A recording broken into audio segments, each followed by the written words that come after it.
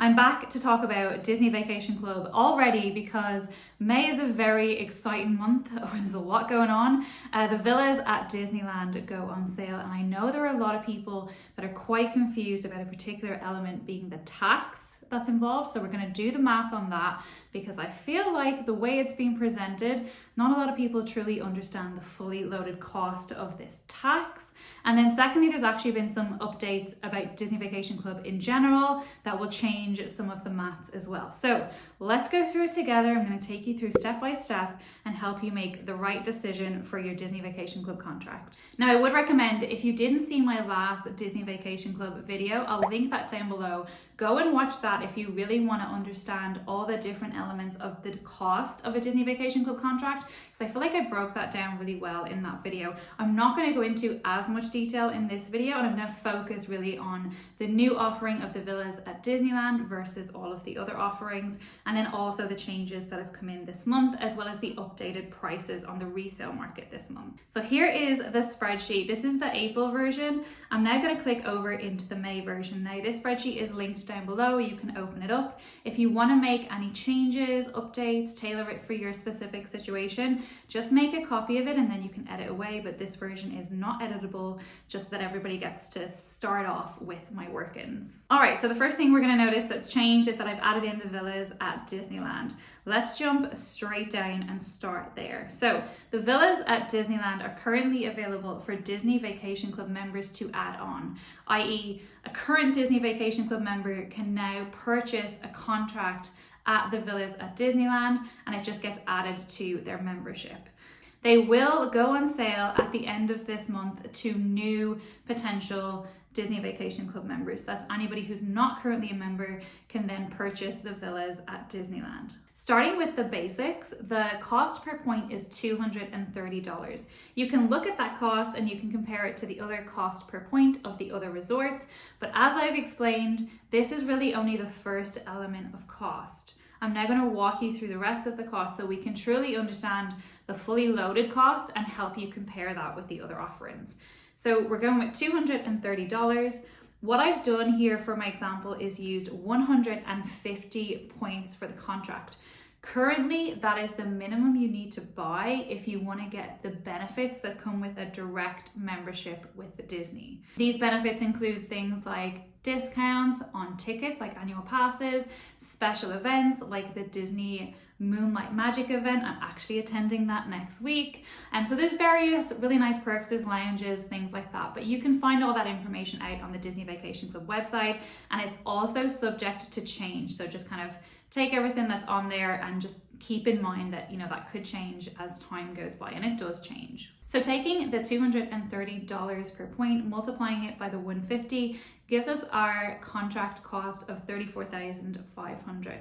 Now there will be additional closing fees on top of that. I haven't included those in the spreadsheet. They are subject to change, but also they're different depending on resale contracts that you purchase when we look at the resale market separately. And so I have made this spreadsheet to really help you compare direct membership with resale membership, and hence I've just kept those out. But do bear in mind that there are additional closing costs or admin costs depending on where you purchase your contract.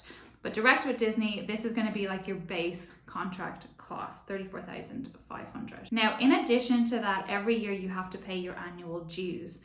Disney has given us the price per point of the annual dues for the starting year of $9.06. That's going to be $9.06 multiplied by your 150 points, and that's how much your annual dues are going to be for the first year. Now, obviously, without historical data, we don't really have much of an indication of how quickly these annual dues are going to increase for a new resort, but actually there is some historical data for existing resorts. The website that I like to use to see those kind of growth rates is dvcresalemarket.com. I'll just pop that up on the screen for you now and you can see what that chart looks like. Now, the assumptions that are made in this spreadsheet is that there is no change to the annual dues, and that's just to help you make a decision based on today's numbers.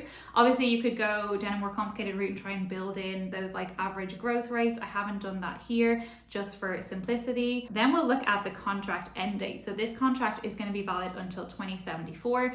That's obviously going to be the longest contract that you can currently get with Disney Vacation Club because it is the newest oldest resort, so it has the longest, I guess, shelf life.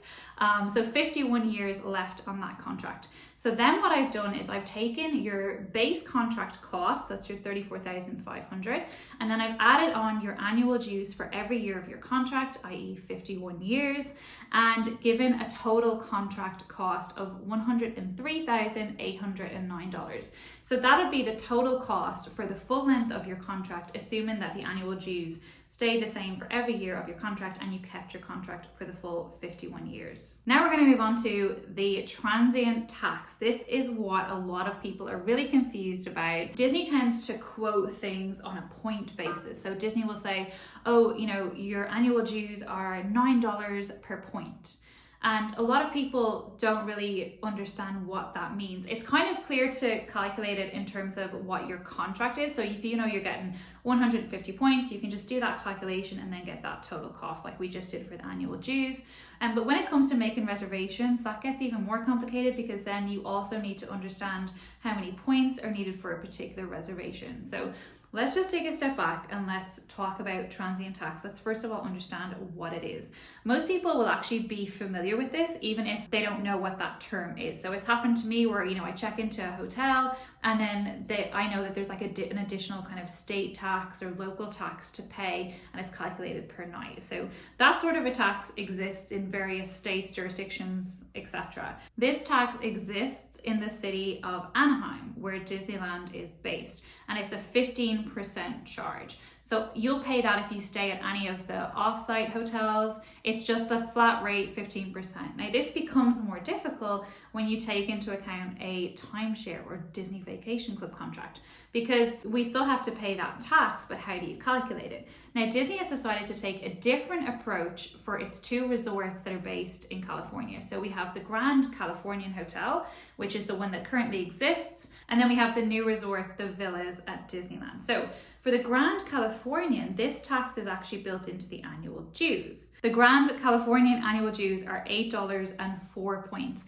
That includes the transient tax. So that's where you pay the tax, in your annual dues. Now for the Villas at Disneyland, your annual dues do not include that tax. So even though the annual dues are higher at $9.06, that tax is not built into that cost per year. So you have to pay it in another way. Now, how they intend to charge this tax is like they would do at a regular cash paid hotel. It's actually based on the reservation, not the membership. And it is going to be calculated on a per point basis at a cost of $2.73. Now, this is what is causing a lot of confusion, because at the time you take out your membership contract, you may not have really sat down and done this math, although I really recommend that you do, and realized how many points you're actually going to require to stay, and therefore how much tax are you going to pay on a reservation by reservation basis. What Disney will tell you is that the tax is calculated at $2.73 per point,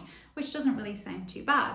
But then you look at the cost of that tax for the total of your contract. So if we take a 150 point contract and multiply it by the $2.73, we then have this additional cost that we're going to have to incur per year, assuming that we use all of our points in a given year. But you know, whether you bank or whether you borrow and move your points around, ultimately that's what you're going to end up paying over the 51 years of your contract, is the total number of points that you have multiplied by $2.73. So what I've done in column M here is built that into the cost. It's an extra $26,500 over the duration of your contract. That's a lot of money. This tax is not some little extra cost. It's a lot of money.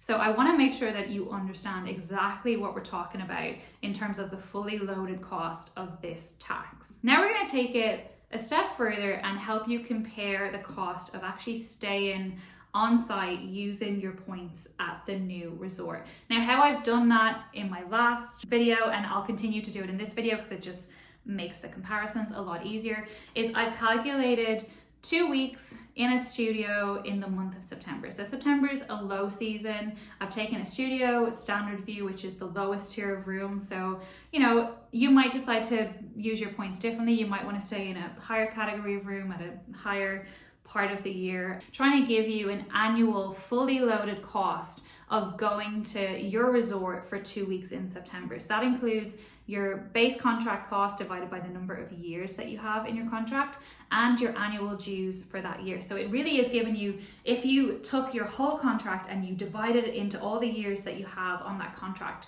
and you took 1 year out and you stayed in a studio for 2 weeks in September, what is the sort of cash equivalent cost? Now, for the villas at Disneyland, what we need to do that we didn't need to do elsewhere is add in the cost of that tax. One thing I actually didn't cover in the last video, which I've now added in here, is that Aulani also has a tax cost. So I've just updated the formula there as well.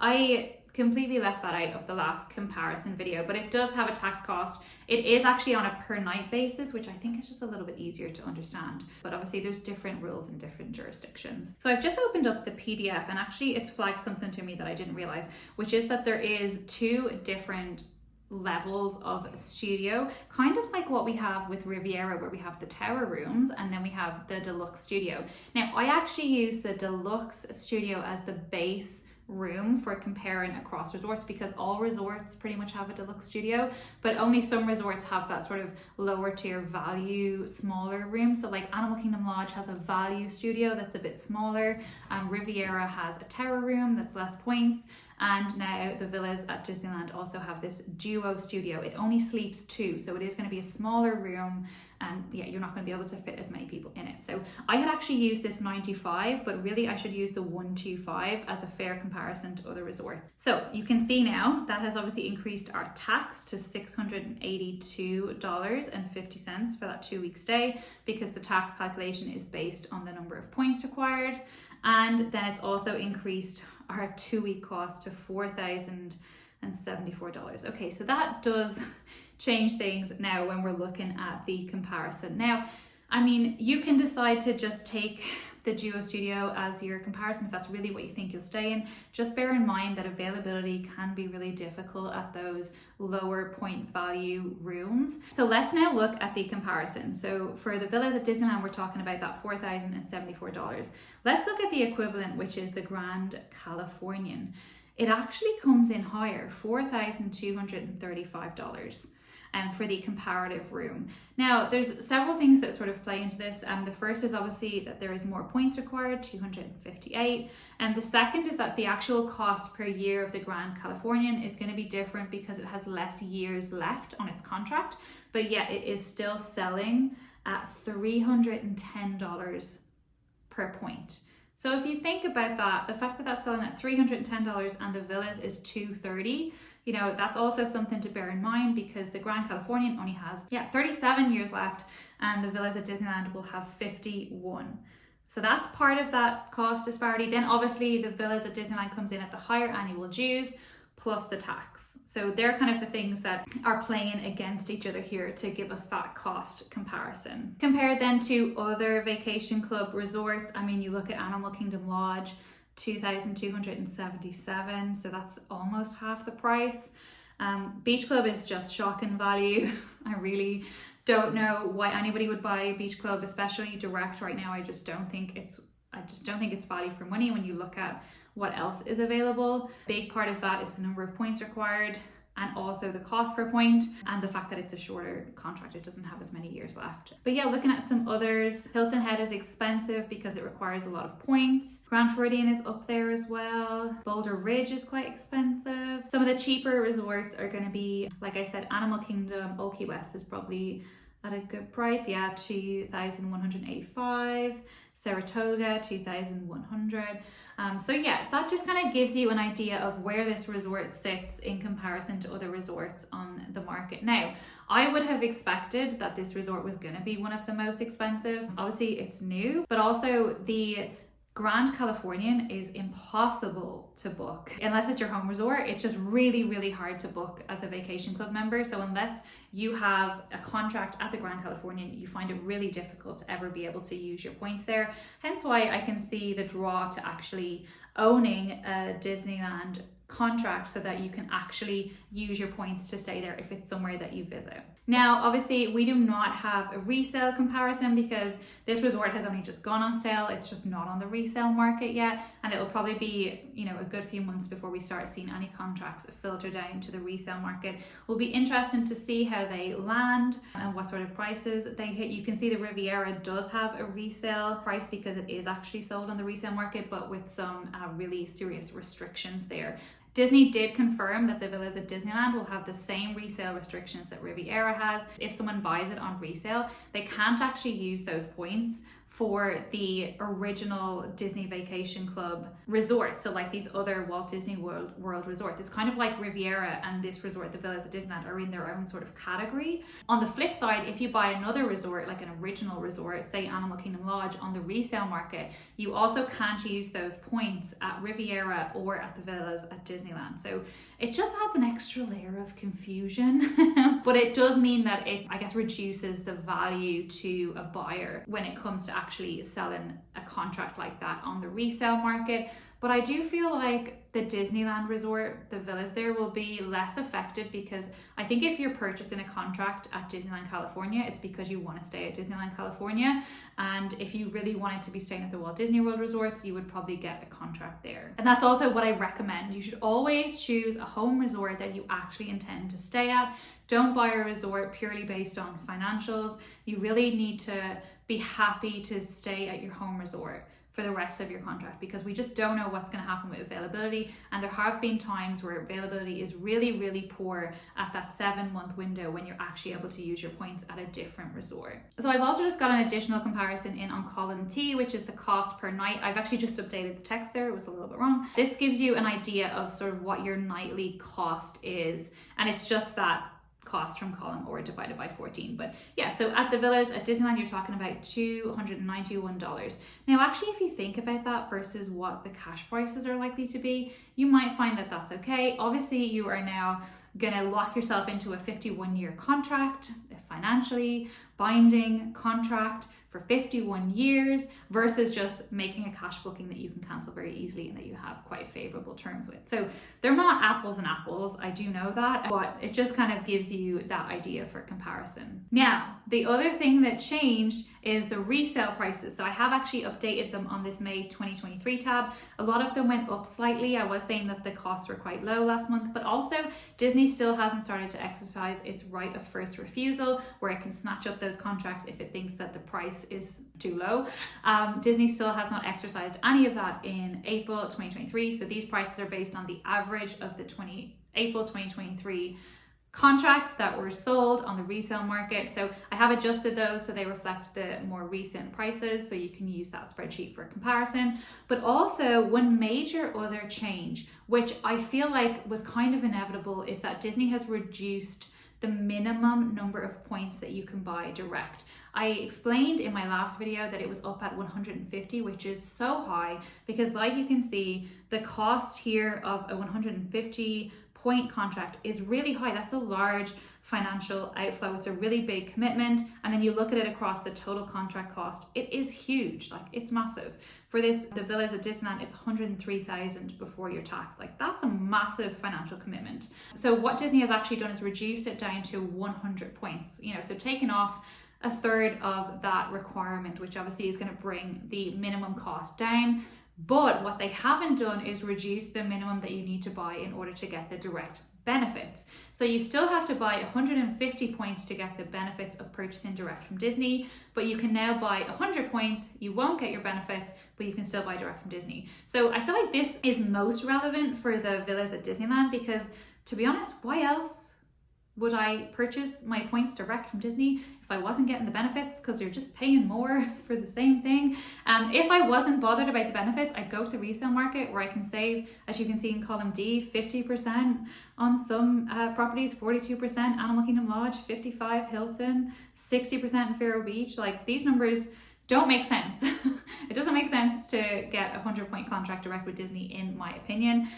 But for the new resort, it's not available in the resale market, so hence why I understand that. And also for Riviera, the resale contract has extra restrictions. So again, there's maybe a little bit more appeal to go direct with Disney. But in general, I just yeah, I don't know. I would never choose to do that, basically.